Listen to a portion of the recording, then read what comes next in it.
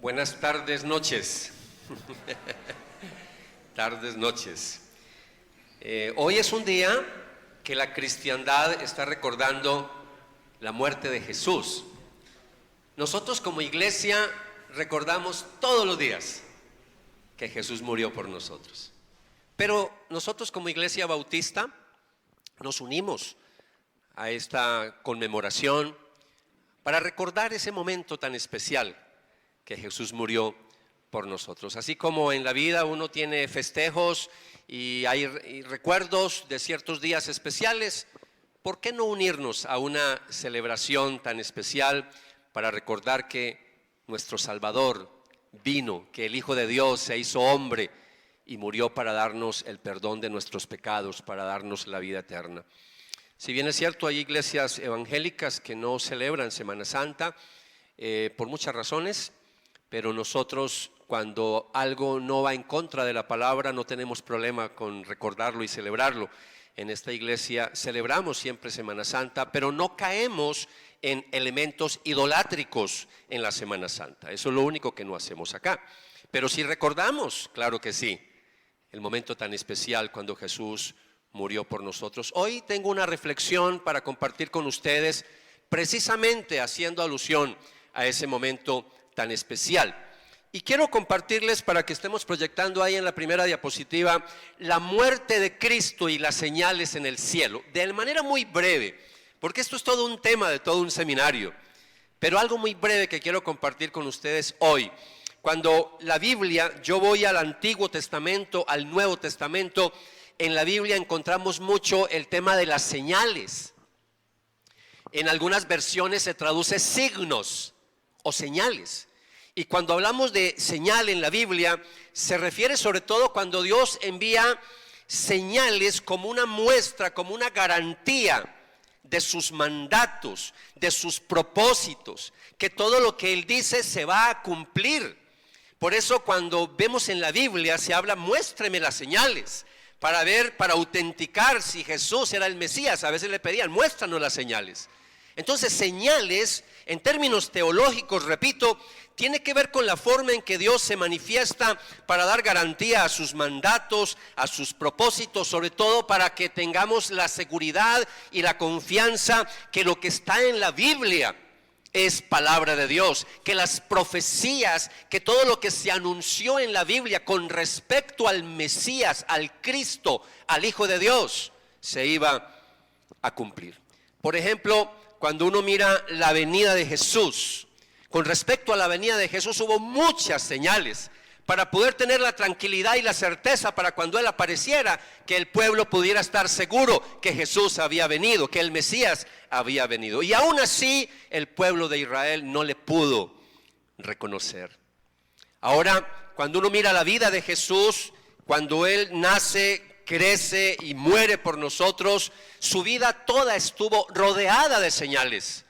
Cuando voy a la Biblia, yo hice un bosquejito muy sencillo con ustedes hoy, porque quiero compartirles que hay al menos 3 señales muy impactantes acerca que rodearon la vida de Jesús. La primera señal la encontramos cuando Él nace. Cuando Él nació, que se cumplieron todas las profecías, ahí se cumplió una señal muy importante y hubo una señal en los cielos. Por eso yo quiero que tengamos presente las señales que Dios envía, y la que quiero hablar hoy es señales en el cielo. Y estemos muy atentos, aunque hoy no voy a profundizar en eso, pero la Biblia habla de muchas señales en el cielo antes de que Él vuelva por segunda vez. Porque cuando Él vino por primera vez, vino a morir por nuestros pecados. Derramó su sangre por nosotros, el Cordero de Dios que quita el pecado del mundo. Y la Biblia utiliza la metáfora del Cordero Pascual. Pero cuando Él vuelva por segunda vez, también van a haber señales en el cielo. Pero Él va a venir ya no como Cordero, va a venir como león, como Rey de Reyes, a juzgar a vivos y a muertos. Por eso quiero que leamos Mateo capítulo 2, versículo 2. Cuando Jesús nace, hay una señal en el cielo. Hay una estrella que Dios envió para guiar a los sabios, para que pudieran detectar en dónde realmente iba a nacer el Mesías. No tengo tiempo para hablar de todo esto de los sabios, eso lo hago a veces cuando estamos en enero y de pronto recordamos un poquito lo de los sabios de Oriente que llevaron presentes a Jesús. Hoy no lo voy a hacer, solamente que quiero recordarles lo que dice Mateo 2:2. Ellos preguntaron: ¿dónde está el rey de los judíos que acaba de nacer? Vimos su estrella mientras salía y hemos venido a adorarlo. Hubo una estrella en el cielo, hubo señales en el cielo para guiar a estos sabios para que pudieran ver dónde había nacido el Mesías, el rey de los judíos. Hay una segunda señal que quiero mostrarles que también tiene que ver con los cielos y tiene que ver con un momento muy especial en la vida de Jesús, y es el momento cuando Él se hace bautizar. Cuando Él se bautiza por Juan el Bautista, ocurre una señal en los cielos que corrobora el comienzo de una nueva era escatológica, tiempos del fin. Es decir, empezó el tiempo, empezó la cuenta regresiva para el fin del mundo cuando Jesús vino a esta tierra. Y entonces en esa señal que apareció en los cielos, nos dice Mateo también en el capítulo 3, en el versículo 16. Después de ser bautizado, Jesús salió del agua inmediatamente. ¿Y qué pasó? Y los cielos se abrieron en ese momento, y Él vio al Espíritu de Dios que descendía como una paloma y venía sobre Él. Y se oyó una voz. ¿En dónde se escuchó esa voz? Y se oyó una voz de los cielos que decía: este es mi Hijo amado, en quien me he complacido. Ahí también pudiéramos quedarnos mucho rato, pero me interesa llegar a la tercera señal. Y la tercera señal que quiero mostrarles a ustedes, que tiene que ver con los cielos, es cuando Jesús muere en la cruz del Calvario. Por eso quería llegar ahí rápido, porque ahí me quiero quedar, porque hoy estamos recordando la muerte de Jesús por nosotros. Cuando uno mira los evangelios, Mateo, Marcos, Lucas, nos dicen que hubo una señal en el cielo cuando Jesús muere, cuando Él está en la cruz del Calvario. Mateo capítulo 27, versículo 45, mire lo que dice el evangelio. Al mediodía, ya habían pasado 3 horas en la cruz. Al mediodía la tierra se llenó de oscuridad hasta las 3 de la tarde. Al mediodía. Estamos hablando 3 horas de oscuridad. Y muchas veces pasamos por el evangelio y escuchamos las 7 palabras y pasan los años y a veces no profundizamos en todo lo que ocurrió alrededor de la muerte de Jesús. Por eso en esta tarde yo quiero invitarles a que profundicemos un poco más en esta tercera señal. Al mediodía la tierra se llenó de oscuridad. En algunas versiones dice de tinieblas, hablando de una oscuridad muy densa hasta las 3 de la tarde. Muchos comentaristas bíblicos que se dedican obviamente a estudiar estos pasajes a veces misteriosos y estos pasajes que a veces no, para nosotros son un poco extraños, y sobre todo porque no estuvimos allá, no sabemos. En esa época no había forma de tomarle un video, una foto, no sabemos nada, solamente por lo que dice el evangelio. Entonces muchos comentaristas bíblicos dicen que esta oscuridad lo que hace alusión es a un eclipse solar. Y así hay algunas versiones bíblicas. De hecho hay una versión muy buena, es una versión que yo admiro mucho, la Nueva Biblia de las Américas. Una versión para mí de las mejores, pero me parece que no hace una buena traducción. Porque cuando traduce este versículo dice al eclipsarse el sol. Al eclipsarse el sol. Yo sé que está hablando de que se puso todo oscuro, pero eso da la idea de un eclipse solar. Y amados, tenemos problemas para decir que lo que ocurrió fue un eclipse solar en el momento de la muerte de Jesús. Ya les voy a explicar por qué. Los evangelios cuando yo estudio todo alrededor de Jesús, nos dicen que Jesús fue crucificado durante la fiesta judía de la Pascua. Y eso está clarísimo. La Biblia nos habla que fue en la época de la Pascua. Y la época de la Pascua los judíos la celebraban durante la luna llena en primavera. Y si se celebró en la luna llena en primavera, imposible un eclipse de sol. Ahora no tengo tiempo para profundizar en todos estos cosas de astronomía para explicarles, pero básicamente es decirles que había una luna llena, no podía ver porque se da en luna naciente. Ok, después podría usted investigar un poquito más eso. Por eso algunas versiones traducen este pasaje, repito, como refiriéndose a un eclipse de sol.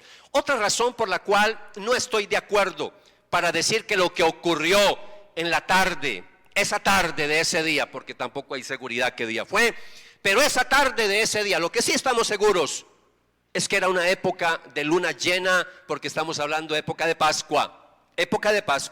Entonces, otra razón por la cual discrepo de esta interpretación es que la oscuridad que descendió durante la crucifixión fue demasiado larga para decir que fue un eclipse solar. Los eclipses solares son de minutos. Usted puede investigar 3-4 minutos. Eso dura un eclipse solar. Y aquí estamos hablando de 3 horas. 3 largas horas. Entonces, por eso, repito, no estoy de acuerdo con lo del eclipse y quiero simplemente, no es tan importante si fue eclipse o no, pero para mí sí es importante ser fieles a las Escrituras.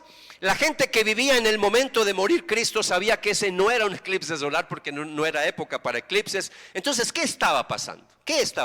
Por eso otros estudiosos de la Biblia afirman que la oscuridad se debió a un eclipse lunar, no solar, sino un eclipse lunar debido a la fase de la luna durante la Pascua, la cual sí está en tono con las profecías del Antiguo Testamento.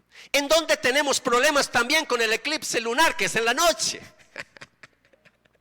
Es en la noche. Entonces ahí estamos teniendo problemas. Mire, para que vean que esto sí está un poquito más a tono con lo que dice la palabra del Señor, en el Antiguo Testamento hubo profecías con respecto a la venida de Jesús. Y siempre que se habla de la venida de Jesús, sea la primera venida o la segunda venida, siempre se habla que va a ser antecedida o después de la venida van a haber señales en los cielos, señales en los cielos. Y mire lo que Pedro dijo cuando predicó el sermón, cuando se derramó el Espíritu Santo. Y Pedro, mire lo que dijo, Hechos capítulo 2, versículos 16 al 20.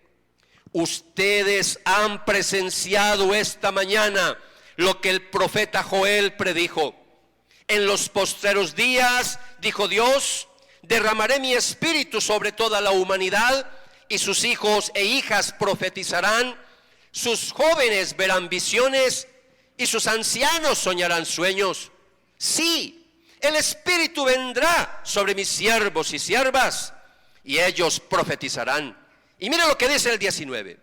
Y haré milagros en el cielo y en la tierra en forma de sangre, fuego y nubes de humo. Este es un lenguaje escatológico, es un lenguaje que está hablando de la venida del Mesías. Versículo 20, el sol se pondrá negro y la luna como sangre antes que llegue el día del Señor, grande y terrible. El día del Señor es cuando Él vino por primera vez, pero también cuando venga por segunda vez será el día del Señor para los judíos. Y ahí van a entender que ellos crucificaron al Mesías, que crucificaron a Jesucristo, porque ellos no reconocieron a Jesús como el Mesías. Cuando Jesús venga por segunda vez, dice Apocalipsis, que los judíos van a lamentarse, van a llorar, porque van a entender que ellos crucificaron al Mesías. Entonces se habla del día terrible. Ahora, ese día terrible, en ese lenguaje escatológico, donde habla de sol negro, de luna como sangre, de humo, etcétera, etcétera, es el lenguaje para hablar de lo que va a pasar en los cielos. Este eclipse lunar, ya sabemos, ocurre de noche. Entonces, una solución. Voy a tratar aquí, sobre todo estoy pensando en académicos, estoy pensando en universitarios, estoy pensando en esta generación posmoderna, que todo hay que explicárselo, que todo hay que dárselo bien explicadito, porque si no dice, venga, y explíqueme eso. Entonces, por ustedes voy a hacerlo, por los que quieren que profundicemos un poquito más en esto, aunque yo tengo que ser sincero, eso no es tan importante. Si fue eclipse de sol, si fue eclipse de luna, eso no es tan importante. Pero sí quiero que nosotros seamos una iglesia que tengamos un poquito de seriedad con respecto a la palabra y que cuando nos encontremos con textos así difíciles, tratemos un poquito de explicarlos. Entonces, una solución es que los historiadores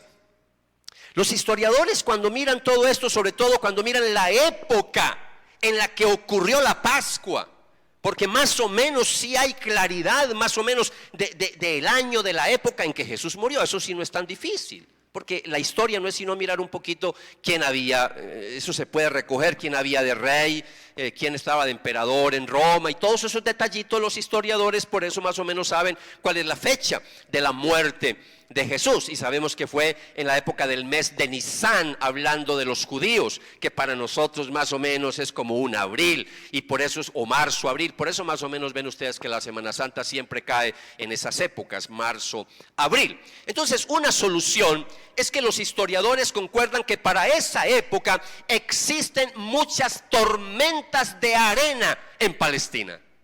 Tormentas de arena. Y cuando hablamos de tormentas de arena, nosotros no entendemos mucho eso, porque nosotros no vivimos en un contexto del desierto. Pero nosotros aún sin estar viviendo rodeado de desiertos, aún muchas veces hemos sido impactados aquí en Medellín por problemas de desiertos que están en otros continentes, y aún hemos sido afectados cuando hemos visto el cielo demasiado gris, y eso ha pasado varias veces en Medellín en los últimos años. Ni qué hablar entonces los que viven en un país, en una región donde hay desiertos. Cuando ocurren las tormentas de arena, hay un fuerte viento que se conoce en esa región como el charab. Y ese charab levanta partículas de polvo y arena y las deja suspendidas en el aire. La arena queda suspendida en el aire. Entonces todo eso, claro, al quedar suspendido en el aire, eso oculta todo y todo se oscurece. Esa es una forma de poder interpretar lo que pasó en ese momento. Y si esto ocurrió en la tarde, aún la atmósfera podía estar obviamente atestada de mucha arena, y a las 6 de la tarde los estudiosos dicen que sí ocurrió un eclipse de luna. Entonces ahí es donde se da ese fenómeno de la luna roja, de la luna de sangre, porque se ve roja, y no solamente por el problema que estamos hablando de un eclipse, sino también por el fenómeno de esta arena, de estas partículas de polvo que hay en los aires. Entonces, cuando miramos todo esto, mis amados, una oscuridad similar a la que ocurrió al mediodía, cuando dice que se llenó todo de oscuridad por 3 horas, esto no es extraño en la Biblia. Es más, cuando yo voy al Antiguo Testamento, en el Antiguo Testamento hay una señal milagrosa que Dios le envió al pueblo de Egipto, precisamente para convencerlos de que dejaran a salir al pueblo de Israel, para Dios mostrar señales de poder. Y esa señal de poder, una de esas señales de las 10 plagas que llegaron a Egipto, una de esas señales fue que hubo oscuridad por todo Egipto. Y no fue oscuridad de 3 horas. Si a usted se le hace raro esto, por favor, en el Antiguo Testamento hubo señal de 3 días. Fueron 3 días. Así lo dice, no está en la pantalla, déjeme simplemente leerles, si está tomando apuntes, Éxodo capítulo 10, versículo 21. Yahvé dijo a Moisés: extiende tu mano hacia el cielo para que haya tinieblas sobre la tierra de Egipto, tanto que cualquiera las palpe, tanto que cualquiera, es decir, unas tinieblas densas, oscuridad total. Algo similar es lo que ocurrió en la muerte de Jesús, cuando está en la cruz del Calvario, antes de expirar, antes de dar su último aliento. 3 horas de unas densas tinieblas en toda esa región. Y esa oscuridad, dice el versículo 22, duró 3 días. Era tan densa que dice la Biblia en el versículo 23 que no se veían unos a otros, ni nadie se levantó de su lugar durante 3 días. Pero todos los hijos de Israel tenían luz en sus casas. Esa sí que fue una señal todavía más poderosa en ese momento del Antiguo Testamento, porque mientras hay densas tinieblas en este lado, por aquí hay una luz, pero en el pueblo de Israel, donde estaban los esclavos judíos. Entonces fue un milagro, fue la mano de Dios que cortó la luz del sol durante 3 días. Así que si fue un eclipse de sol, si fue un eclipse de luna, si fue la tormenta de arena, traté de explicarles algunas formas de poder medio entender qué pasó. No importa lo que haya pasado, lo que sí estamos seguros fue que la mano de Dios estaba en ese momento e hizo que todo se colocara oscuro. Si mandó una tormenta, si mandó un eclipse de sol, si mandó un eclipse de luna, no importa. Lo que sabemos es que la mano de Dios cortó la luz por 3 horas. Densas tinieblas, de manera sobrenatural, cubrieron toda la tierra de Palestina. Por eso es muy seguro, casi que completamente seguro, que esto se está mostrando en la Biblia para mostrarnos que las profecías del Antiguo Testamento se cumplieron en la vida de Jesús, para mostrar que Jesús es el Mesías.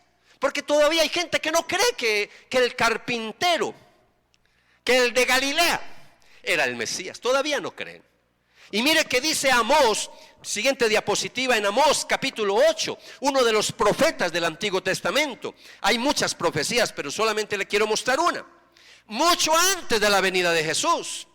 En aquel tiempo, mire lo que dice Dios hablando por medio del profeta Amós.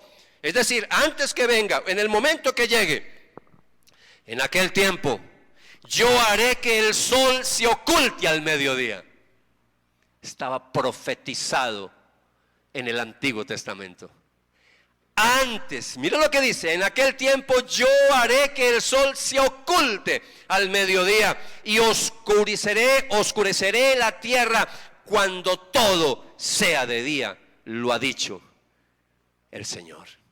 En pleno mediodía, donde el sol está en todo su esplendor, para poder ver el contraste con las densas tinieblas. Entonces, la única manera de tratar de explicar esta oscuridad sobre la tierra cuando Cristo murió es aceptar el hecho de que fue algo totalmente sobrenatural.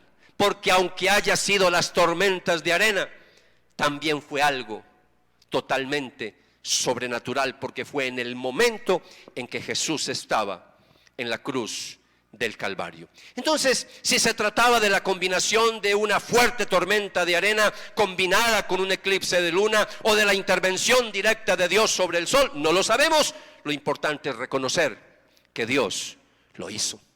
Cuando hablamos y miramos este pasaje, el creador de los cielos y la tierra entró en su creación y ha causado la oscuridad para cubrir de repente ese momento tan significativo en que el Hijo de Dios estaba muriendo. Era una manifestación sobrenatural en la naturaleza. El creador intervino y causó un gran silencio sobre todo Palestina, porque fueron 3 horas donde ni Jesús dijo una sola palabra.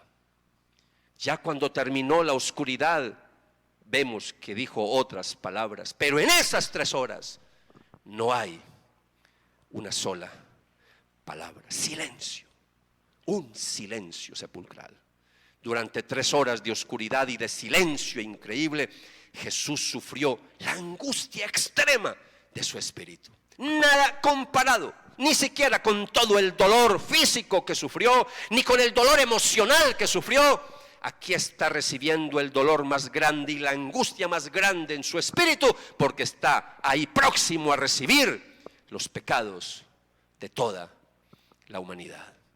La profundidad, mis amados, de la sobrenatural oscuridad, porque eso crecía en intensidad, fueron tinieblas densas a medida que el sufrimiento de Jesús se iba haciendo más intenso en la cruz del Calvario.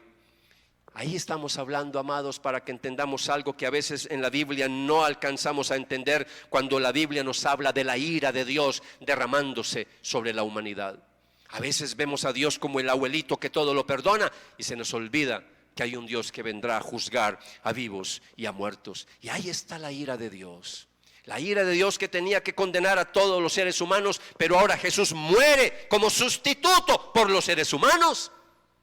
Y ahí en esa ira de Dios vienen las densas tinieblas, y ahí es donde entonces Jesús dice: Dios mío, ¿por qué me has desamparado?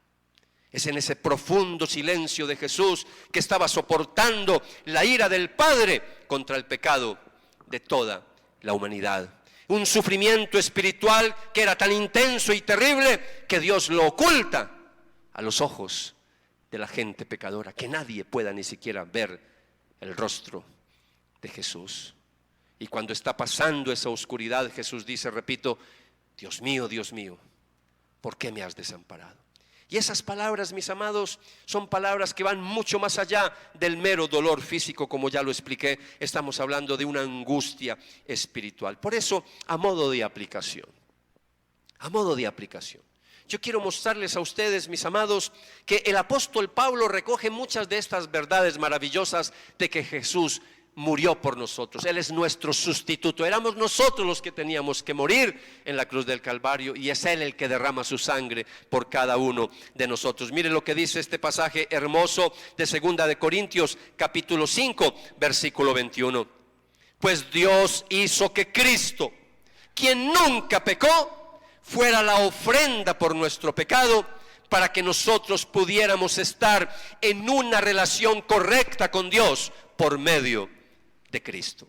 Por eso la pregunta más importante que tenemos que hacernos en esta tarde es: ¿yo soy salvo? ¿Eres salvo? Esa es la pregunta que yo te hago. Tú tienes que tener la certeza y la seguridad de que eres salvo. Si no tienes la certeza y la seguridad, yo creo que hoy es un buen momento, una buena tarde para que te pongas al día con Jesús y te arrepientas de todos tus pecados. ¿Cuál es tu respuesta al sacrificio maravilloso que Jesús hizo por ti en la cruz del Calvario? ¿Será que tú puedes decirle a Jesús: tú eres mi Salvador? ¿Tú lo reconoces como el Salvador? ¿Eres consciente de que Él murió por tus pecados? Esa es la pregunta que yo quiero hacerle en esta tarde. Esa oscuridad en el Calvario habla del destino eterno de todos los que rechazan la gracia de Dios. Todo el que rechaza la gracia de Dios en la palabra de Dios, todos los que rechazan a Jesucristo, la Biblia dice que el destino de ellos será el infierno. Y a muchos no les gusta hablar del infierno en el día de hoy. Es más, hasta allá hay teólogos que dudan del infierno. Hasta hay teólogos que algunos los admiran. Yo admiro a algunos teólogos, pero por favor, mucho cuidado, porque por buen teólogo que sea, a veces tenemos que filtrar sus enseñanzas.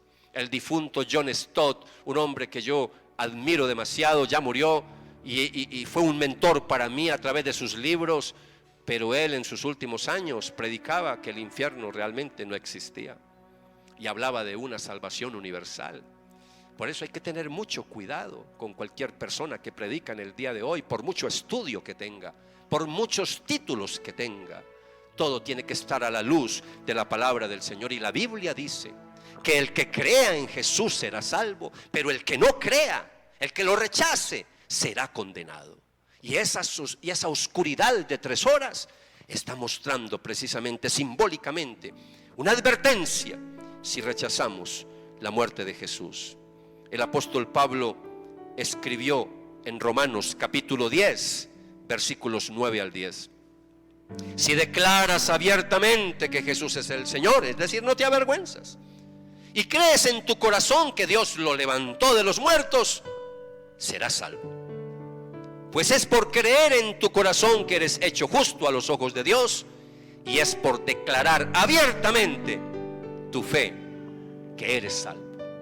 Por eso tienes que asegurar en esta tarde que tú eres salvo, que tú le has entregado realmente la vida a Jesús. Por eso la oscuridad en la Biblia siempre se asocia a menudo con el juicio de Dios, y viene cosas terribles para este planeta. Vienen cosas difíciles. Ahora no hay tiempo para hacerlo, pero léase Apocalipsis. Léase el último libro, la última carta, como lo quiera llamar. Pero léase el último manuscrito del Nuevo Testamento, el Apocalipsis. Y ahí se menciona una cantidad de señales que van a ocurrir en el cielo antes que venga Jesús por segunda vez a juzgar a vivos y a muertos. Como creyentes y discípulos de Jesús, a ustedes los invito hoy a que tengan un momento de gratitud, que tengan un momento de adoración, que tengan un momento de exaltación, porque ahora nosotros, como el pueblo de Israel, mientras hay oscuridad a un lado, nosotros estamos en el lado de la luz. Por eso el apóstol nos dice en su palabra, y con esto termino, Primera de Pedro, capítulo 2, versículo 9: pero ustedes son una familia escogida, un sacerdocio al servicio del Rey, una nación santa, un pueblo adquirido por Dios. Y esto es así, para que anuncien las obras maravillosas de Dios, el cual los llamó a salir ¿de dónde? A salir de la oscuridad para entrar en su luz maravillosa. Adoremos al Señor. Amado Jesús, en esta tarde, en esta noche, gracias por permitirnos venir a tu casa para reflexionar, Señor, y meditar en tu muerte por nosotros.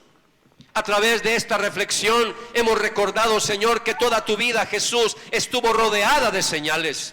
Estuvo rodeada de señales en el cielo cuando tú naciste, cuando te hiciste bautizar, Señor, pero también cuando estuviste en la cruz del Calvario y estuviste ahí, Señor. Ahí ocurrieron señales prodigiosas, portentosas, maravillosas, milagrosas en los cielos. Señor, son una señal para nosotros, son una señal también para aquellos que no le han entregado la vida a Jesucristo. Una señal de que si no le entregan la vida a Jesús, que si no reconocen su sacrificio por ellos, que si no se arrepienten de sus pecados, van a pasar toda una eternidad en la oscuridad. No 3 horas, sino toda una eternidad. Si nos visitas hoy por primera vez o estás escuchando este mensaje y no le has entregado la vida a Jesús, este es el momento para que lo hagas. Ahí donde estás, con tus ojos cerrados, ahí en tu corazón o con tus palabras audibles, dígale: Señor Jesús, yo me arrepiento de mis pecados en esta tarde. Yo hoy reconozco, Jesucristo, que tú moriste en la cruz del Calvario para perdonar mis pecados. Anota mi nombre en el libro de la vida. Que tu luz resplandezca en mi corazón. Disipa toda oscuridad, disipa toda tiniebla que haya en mi vida, y ayúdame a conocerte cada día más. Te acepto y te recibo como mi Señor Jesús, como mi Salvador. Amén. Si hiciste esa oración, tenga la confianza y la certeza que el Señor te ha recibido como un miembro más en su preciosa familia. Iglesia, adoremos y exaltemos el nombre del Señor. Colóquese de pie. Adoremos al Señor.